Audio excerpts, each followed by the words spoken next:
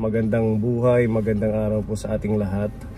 Yan, at ngayong araw bibisitahin po natin sila Ate Joanne, si Nanay Alice, dahil meron po tayong ihahatid na blessing galing po kay Sir Eddie Boy Lazaro at kay Sir Julius Elido, kaka-work ni Sir Eddie Boy. Yan, shout out sa inyo dyan, siguro nasa barko ito sila. Ingat kayo sa trabaho niyo dyan, Sir Eddie Boy, at kay Sir Julius Elido, thank you sa blessings kila Nanay Alice. Nagbigay si Sir Eddie Boy ng 735 pesos para po sa pambigas. Yan, meron na po tayong binili dito. At si Sir Julius Elido naman nagpadala po ng 1,200. Bali, umabot po itong pagmamahal nila na pang groceries at bigas ng 1,935. Dinagdagan ko na lang po ng extra para maging 2,000 pesos. Yan. Thank you sa pagmamahal. Sa wakas meron pong ayuda sila Nanay Alice. At meron din tayong ipapaabot na pagmamahal galing kay Tita Fedy ng New Jersey para kay Nanay Alice. Yan. Shout out Tita Fedy. Yan, nakita ko yung post ni Tita nang sila, nag-vacation, nag-travel.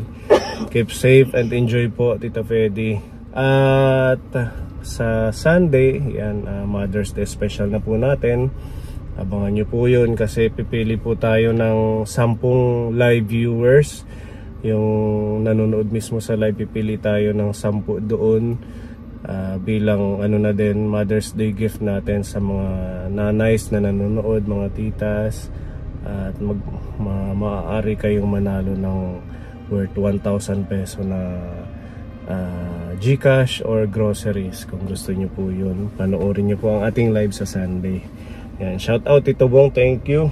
At diretso na po tayo kaponi para sa ating mission ngayon. Continue to share and like and don't skip ads po. Let's go.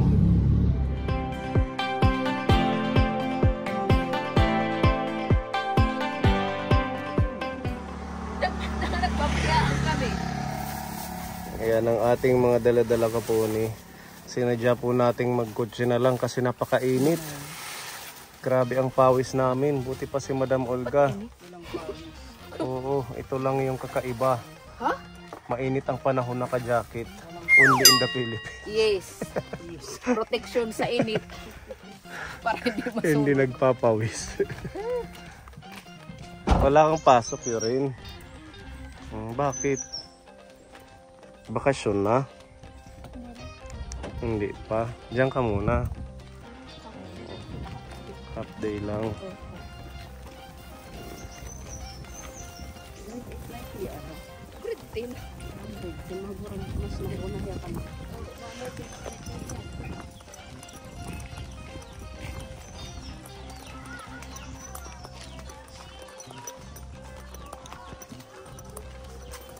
Maupay. Hello Ate Joanne. Pwedeng pumasok dyan, Nanay Alice. Sino ang nauntog? Nakasombrero ako. Ingat kayo. Pwedeng pumasok po, baby. Dahan-dahan ba't ganito na ang sahig niyo? Ano na siya? Ano? Sira-sira na. Opo, kasi tayo ka muna.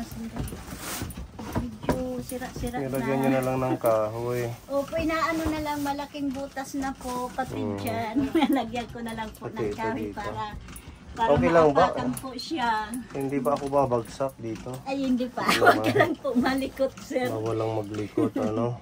Oo. Nandito si baby. Hello, bless muna. Nandito po sila. God bless you. Cute. Lalaki yan? Opo, sir. Ilang buwan na? 8 months po. Tingnan mo si sir dyan. Grabe, mainit din dito. Ano? Opo, mainit masyado. Hindi ka naiinitan? Zero po ka muna, zero. Sige, kayo na lang. Kayo ni Joanne dyan. Okay lang po ako. Sanay akong nakatayo. Ito po, may pinapabigay si Sir Eddie Boy sa inyo at saka si Sir Julius Elido. Nagbigay po sila ng halagang 2,000 peso na groceries. May kasamang 10 kilong bigas. Medyo matagal din kami hindi nakabisita sa inyo para daw meron kayong ayuda at makumusta na din. Ano? Kumusta, mukhang pumayat ka? Medyo po, kasi po nung nakaraan, nakaraang buwan, nung patapos yung April, medyo nag-LBM po ako. 2 araw hindi ako nakakain. Tapos pagkatapos naman yung pumalit yung medyo nahihilo-hilo po ako. Baka sa init or high blood, di ba high blood kayo? Dati ang nung may yung may doktor po dito na pumupunta, sabi daw po medyo mataas daw po yung dugo ko. May maintenance naman po ako, binibigyan naman po nila ako. Tapos hindi po alam kung bakit na hilo-hilo ako. Pumayat siya Nanay Alice. Kaya nga po. Medyo parang walang gana kumain. Lagi akong nahihilo. Parang ganun. Kaya pag ako lumalakad, lang yung tingin ko, diretso lang. Pag nagaganong-ganon ako, parang natutumba ako. Kaya pag lumakad ako, parati ako nakahawak kay Joan. Para ako bumagsak man ako, hindi masyado. Ito yung ating ayuda, pasuyo na lang. Ate Ruby, dahan-dahan kayo, baka maano yung sahig. Malalim to medyo malalim yung niya. Yung yung babagsakan. Opo. Ito, para may gatas kayo, pinapabigay ni Tita Mel. Ay, maraming salamat po sa gatas po galing po kay Tita Mel po. Galing po kay Tita Mel. Maraming salamat po sa gatas. Ayan. Okay, yan. Ang pagmamahal ni Sir Julius Elido at ni Sir Eddie Boy Lazaro. So Ate Joan, walang pasok? Pero pabaan po namin, 1:30 po yung time. 1:30 yung balik mo. Pero kaninang umaga? 7:30 po. Hanggang 12. Hanggang 12. So 1:30. Sige, para may baon siya. Ay, ito na lang muna. Mga waffle, mga biscuit. Ayan. Mga pagkain nila. Ito pa. Tapos may miswat sa kaudong. Ito Nanay Alice pang laba, sabon, sa kasundrok. Ay, maraming salamat. May panligo din dyan. Labada din po Ito, ako. may Colgate. Okay, Ay, toothpaste. Ay, may toothpaste na rin po kami. Thank you. Yan. Energin. At saka, ito, energy. Tapos mga noodles. Kahit hindi mo na ilabas. Yan. Ito. Mantika, mga noodles, pansit canton, asukal, tuyo suka. Ito, palaman. Tapos, ito, yung mga canned goods. May Argentina, tapos sardinas, corned beef, yun. Wow, ulam. At ito yung ating bigas. Abot natin Ito yung kay bigas. Nanay Alice. Mabigat 10 ito. kilos. 10 kilo. Lagay mo na lang po doon sa lamesa. Maraming salamat po sa Ibalik ko na lang dito. Oh, snack. Saan yung ating tinapay? Nakabili si Pepa? Oo. Saan na si Pepa? Ito. Ito pala ang tinapay. May tinapay pa. Tsaka itlog po. Riri. Kain. Andito yung itlog, sir. Iyak siya. Ito yung itlog. Okay. Tapos meron pa kaming malunggay. Lagayan nyo ng sardinas. Masarap yan. Yan, sardinas at saka yung miswa. Magkakasama po sila. Ayun. Galing po yan kay Sir Julius Elido at kay Sir Eddie Boy Lazaro. Pagmamahal po nila. Maraming salamat kay Tito Boy, Sir Eddie Boy. at saka kay Tito Julius. Julius. Maraming salamat po sa tulong po ninyo sa amin. At maraming salamat sa pagmamahal po ninyo. Sana po bigyan po kayo ng malulusog na pangangatawan. Sa kayong hanap buhay niyo po, i-bless po kayo ni Lord. Maraming salamat po sa tulong ng bigas, sa mga grocery. Maraming salamat po. Nagpapasalamat ako kahit hindi pa naman Pasko. May pamasko na po. Nare-receive kayong maagang pamasko, ano? Opo, may maagang pamasko po kami. Salamat. Maraming salamat po. Kumain na po kayo. Opo, sir. Ano niyo sudaan? Pwede kumain daman. Handaan sa lakad. Tingnan mo yun. Yan, hey. Rasa. Wow.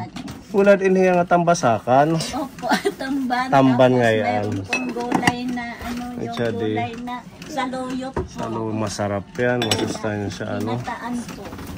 Oo. Diba? Sili-sili pa niya ni Alice. O, Ate Joan, may baon na sa school, ano? Meron na po yung ano ko po. Tinitipid ko po. Baka sa 30 pa po yung ano namin. Baka lang, pero di pa ano daw. Yung bakasyon nyo. Oh, pero hindi ko po alam kung hanggang kailan. So, pag ano, tinitipid ko. Yung allowance mo. Yung allowance ko po, doon po namin ginagamit sa pag ano ng tubig, tapos pagkain namin. So, doon po sa ano, lahat po doon Pati kuryente. Opo. Magkano yung kuryente nyo bawat buwan? Hindi naman, ang pinakamalaki po namin binabayaran, 100 lang po. Yan ang pinakamalaki. Kasi wala naman po kaming gamit. Yung tubig, paano yung tubig? Nabili lang kayo ng inumin? Opo. Yung Mineral po. So doon nakukuha yun sa allowance ni Joan yung galing sa ating scholarship program. So malaking tulong pala, Ate Joan, ano? Opo. Pati bigas, paano nagkakasya yung pagkain nyo? Yung bigas po, yung nakukuha na allowance po ni Joan, bukod lang po doon sa 500. Yung binabudget po namin, unang-una bigas, tapos yung ano, ilaw, tapos yung sabon, shampoo, Colgate, yun okay lang sa amin.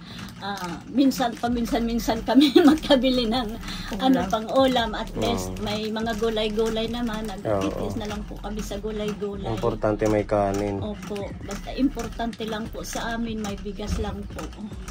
Ano ang trabaho nyo ngayon? Ang sideline? Yun nga po, wala po eh. Kasi nagtrabaho ako kay kay Janet, sa merkado kay Lily. Ayun na po ako tanggapin kasi daw sabi sa akin nung nagtrabaho ako, nagkasakit ako.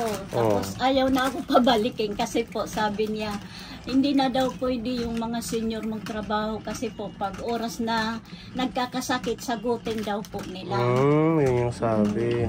Kaya hindi na po ako tinatanggap ng trabaho. Ano sana ang naging trabaho mo doon? Ano po, yung sa scrapan po, tawag doon sa mga bote-bote, nagbabakbak, binabaklas po namin yung mga, ano yung tawag doon, yung nagpakabalot sa bote. Ganon, nakadikit. Opo, yun din. Hindi ka na tinanggap. Opo. So paano yung magkakasya yung budget nyo sa pagkain sa isang buwan? Bahala na po. Kaya na pagka talagang walang-wala na po, okay na lang pagka maliit na po yung bigas namin. Sabi kong ganun, kay Joan, maglugaw na lang po tayo. Kahit walang ulam, lalagyan na lang po ng asin. Kaya ito naman si Joan, at saka yung budget niya na biskwit, dalawang pack sa isang buwan po. Sabi ko ang ganun, pag nagugutom ako, Joan, pahingi naman ng biskwit mo. Sabi naman, Mama, wag naman kasi kukulangin ako. Sabing ganun. Kaya tinitiis ko na lang mag-ano ng gutom. Bibigyan mo si nanay. Kasi pag minsan po kasi, mahingi po sa nagkukulang. Ito si baby. Opo, pero okay lang naman. Sa umaga lang po ako nagbabaon. Hindi na ako sa hapon nagbabaon. Kasi pag, ano ba ang baon mo? Anong biskwit? Kung ano lang po yung nabibili namin. For example, Fujiba, ayun po yung ipapadis ko sa maliit. Nandito naman sila, Rose. Kasama nyo dito sa bahay. Hindi po, kanina lang po silang umaga pumunta po dito. Saan yung bahay nila, Rose? Doon po sa may banda doon sa may river, ang tawag doon sa may Riverside. river control. So talagang ano lang kayo dito, dalawa. Opo, dalawa lang po. Kasi kung kasama sila Ros, paano kayo matutulog dito? Ay hindi po, hindi po sila. Ngayon lang, Opo, ano ngayon lang lang sila. umaga, nag-ano sila, parang namasyal po. Ang init ano dito. Masyadong mababa yan. Oo nga. Kailangan na lang laging bukas yung pinto. Dapat nga nabuksan na lang ito, Nanay Alice. Para sa pumasok yung hangin. Oo. Ito tinatanggal na lang. Inaano ko rin pagkabuksan kasi pagkagabi. Minsan kasi noon, di ba noon, marami kasi nabalitaan kasi namin, marami kaming nakita sa Facebook na may nangangatok daw sa gabi. Oo. Pati daw sa Mindanao kasi yung kaibigan ko, mayroon daw siyang kaibigan doon sa Mindanao at nagkakapuntakan daw sila sa cellphone. Yung din nagsabi na pati daw sa kanila mayroon daw nangangatok. Meron din kumakatok. Opo. Pero sa awa ng Diyos ngayon, simula nung na ano na dito, nalaman na ng mga tao. Tapos parang dasal wala din. naman. Dasal. Ganun Kaya pala. pinapre-pre ko na lang po. Kaya isinara nyo na lang dito. Opo, kaya isinara ko na lang po. Pero okay naman din, tinatanggal para pumasok yung hangin.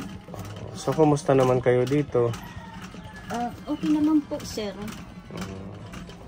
Tahimik na. Para sa amin, wala pa naman nag-aano sa amin. Hindi, yung Yung sa may-ari ng lupa. hindi pa naman nagsasabi na paalisin kami. Hindi pa naman. Pero yung mga ano nilang tawag dito, ano tawag sa Tagalog, yung kapuyong, Yung mga kahati. kahati. Nag-ano na sila banda roon, yung nagsukat-sukat na sila. Eh dito na maiba yung may-ari. Kaya So, hindi pa nasusukat, hindi kaya pa. pwede pa kayong magstay dito. Opo. Kailangan nyo rin paghandaan. Yung lilipatan nyo, baka bigla-bigla may bumili or ibenta. Opo. Yun nga po ang iniisip ko kung sakasakaling pumunta yung may-ari dito. Yun din ang aking iniisip ko saan kami lilipat ulit. Wala rin tayong magagawa kasi syempre nakikiano lang tayo. Opo, nakikitira lang po. Pag gagamitin na obligado tayong umalis. Opo. Wala ba kayong lupa dito? Wala kayong lupa? Walang ano po, sir? Lupa. Lupa. Wala po, sir.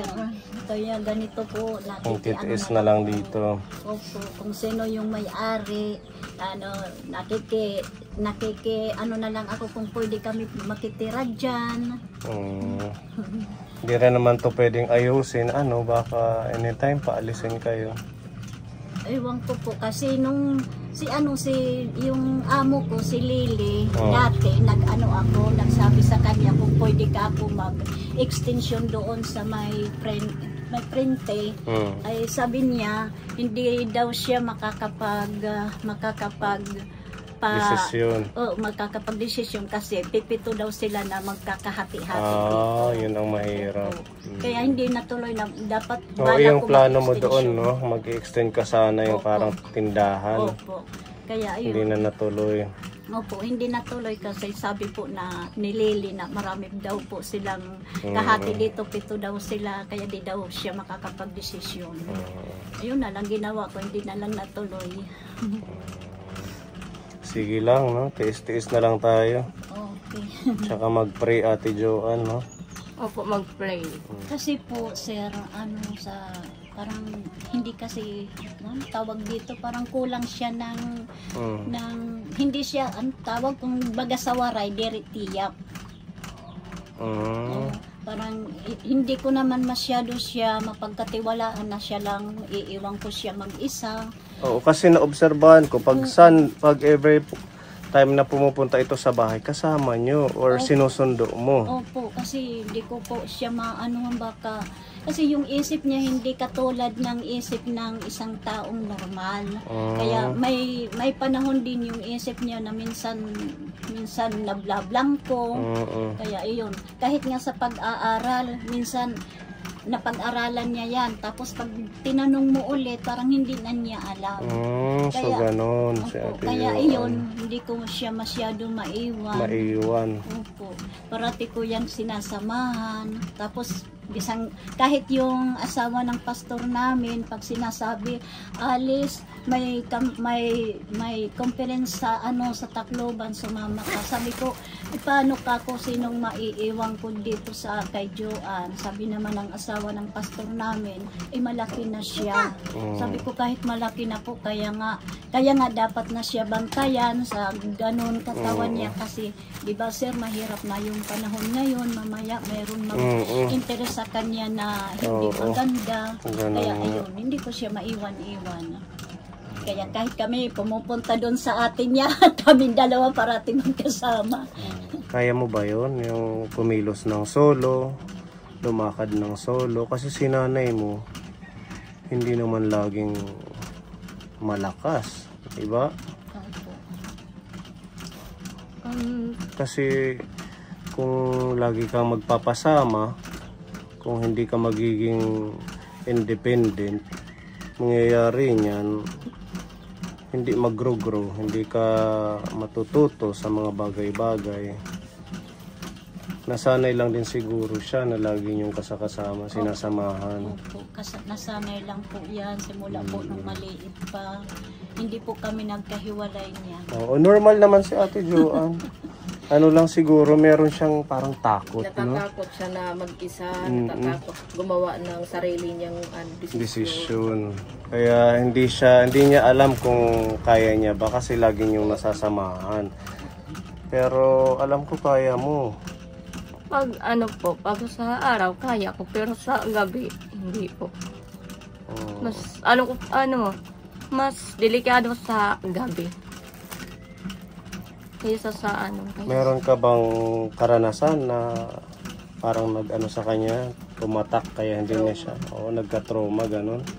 Wala naman. Wala naman.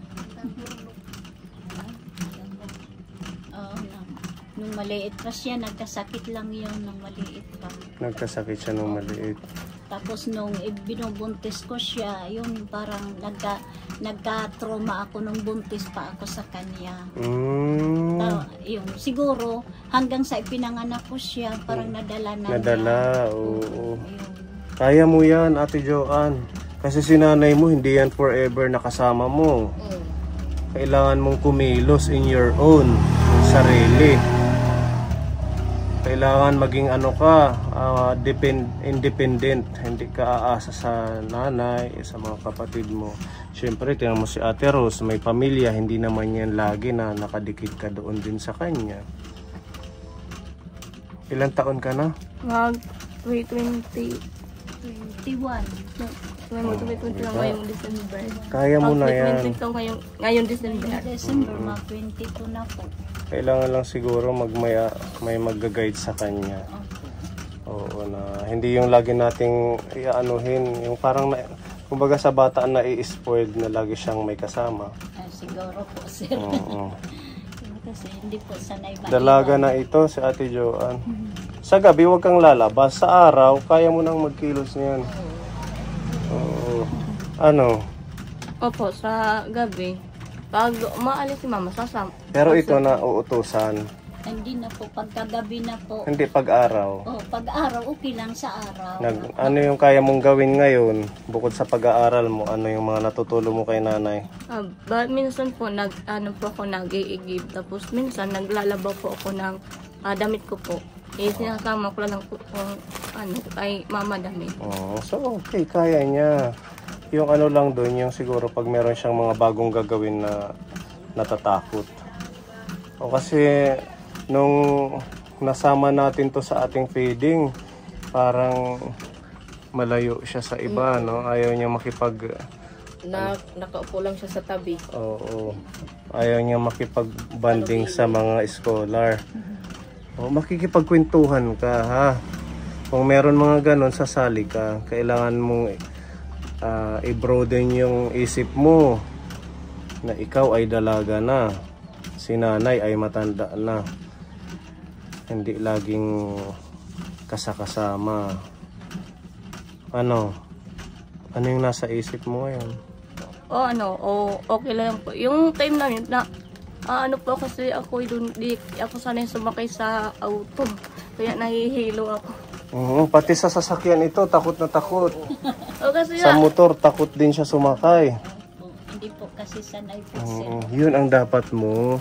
Labanan. Oo, kumbaga, huwag kang magiging komportable lang sa kung anong ngayon. Dapat i-explore mo yung buhay mo sa ibang bagay. Hindi yung lagi lang nandito, banding, makipagkaibigan.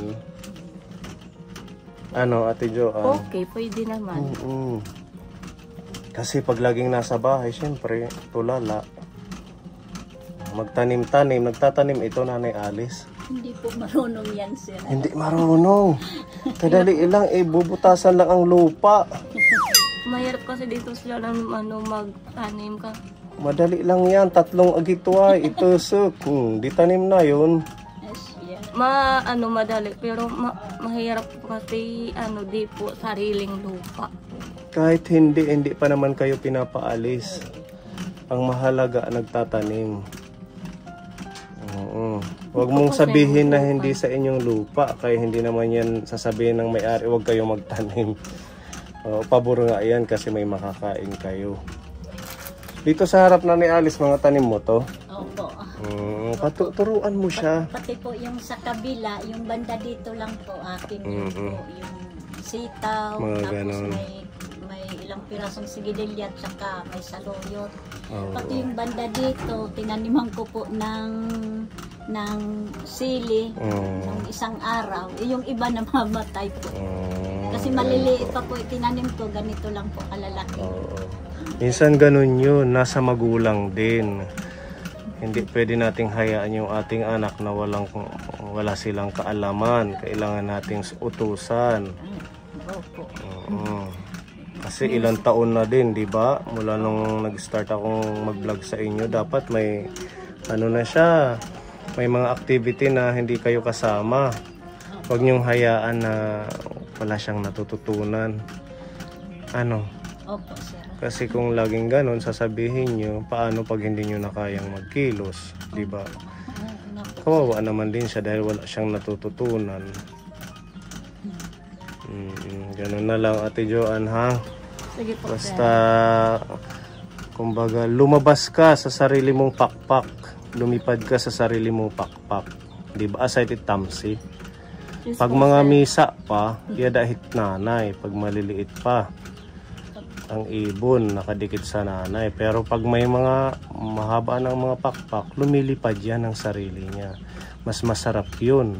Lumipad ng sarili mo na hindi ka hahawakan ng ibang tao. Kasi malaya ka. Kaya mong kumain, maghanap buhay. Yun yung minimin ko kasi hindi all the time si Nanay Alice gagabayan ka. Kailangan mong mag-provide ng sarili mong pagkain. Ngayon pa lang, gagawa ka na ng paraan para matuto kang lumipad. Makapag-provide, matuto kang kumilos. Diba? Tama yun? Opo, sir. Sige ha, maraming salamat kay Sir Julius Ilido, kay Sir Eddie Boy. Yan. Para meron kayong pambili ng ulam, meron pinapabigay dito si Tita Pedi na 500 pesos. Bili nyo na lang to ng ulam, Maraming salamat po sa pambili po ng ulam, pambili ng gisado, sabi pa po ni Sir. Magigisado si Ate Joanne. Marunong ka magisado? Marunong, kumpleto yung yung Hala, sige, paano ang gisado? for example, Oo. sabay na lang natin, bawang, lasuna. Bawang lasuna, isa lang yun. sorry po. Sibuyas po. Tapos Sibuyas. mga, yung mga pampasarap, gaya ng magic sarap. Huwag na yun, mas maganda ang natural. Diretso na lang asin na kapiraso, tapos ilalagay ang gulay. Thank you kay Sir Julius Ilido, kay Sir Eddie Boy, kay Tita Pedi. Yan, tuloy-tuloy po ang ating pagbisita sa mga kababayan natin. At ayan, si Nanay Alice patuloy na naggagabay kay Ate Joanne. Sana lang mag-grow si Ate Joanne. Pagbalik namin, sana marami ka nang matutunan. Ano? Susubukan po. Subuki. Tapos pagtanim. Tutduihit pagkukuan. Sabado linggo, magtanim ka ng gulay dyan sa harap. Kahit 2 gulay lang yan. Basta aalagaan. Yan naman. At saka di ba napakainit ng panahon ngayon. Kailangan natin magtanim pampaano ng hangin yan. Pampa-fresh, pampalamig. Okay, sige ha. Ayusin nyo na lang yung ayuda ninyo. Okay, sir. Salamat. Maraming Okay. salamat po God sa bless mga po. nagbigay. Bye-bye, Ate Joan, ha? Bye. Tuhaya it pag-eskwela. Ha? Basta ayaw lang na ipapainggis. Kay 21 years old pa lang. Kailangan magkaroon kang boyfriend mga 30 years old. Ano? Pwede. Pwede. Pag-asawa, minok. Magkakaanak pa yun. 30 para i-enjoy niya muna ang buhay. Okay, sige po. Sige po. Bye-bye.